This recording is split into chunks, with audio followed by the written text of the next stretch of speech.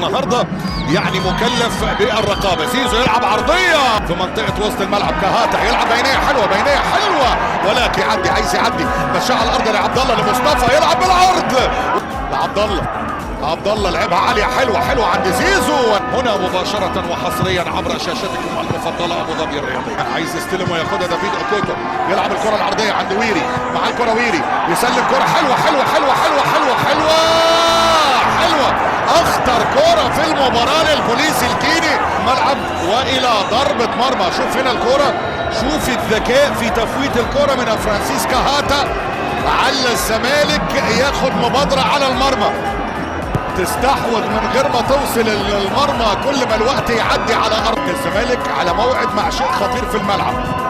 ضربة ركنية اتلعبت من زيزو عالية لكنها مرت، وصلت مرة تانية محاولة عبد الله السعيد يا ولد اللي فاتت. شوف هنا عبد الله استلم، حب يركنها لكن صدها.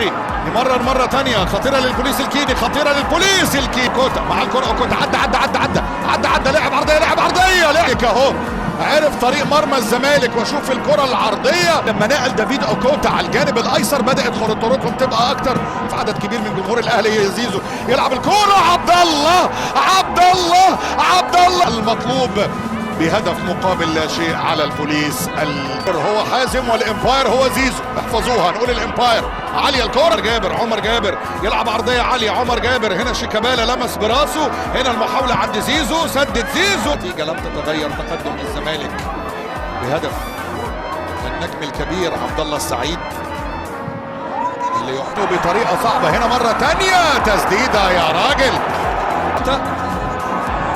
رجعت هنا الخطوره والتسديد اللي بيمسك الكوره بيهم. سدد، مين اللي هيسدد؟ عبود عمر لكن التصدي حاضر من محمد عبود. لعب الكوره خدها مره ثانيه عبود، وهنا متحرك بشكل رائع. شوف عبود عمر ولعب الكوره بالعرض لكن الحمد لله ان هي ضاعت.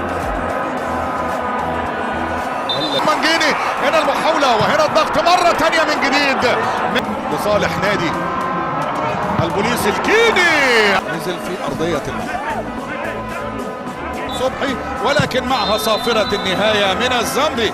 هدف سجل في الشوط الأول في الدقيقة. لا تنسوا الإعجاب بالفيديو والاشتراك في القناة تشجيعا لنا لنستمر بنشر المزيد إن شاء الله.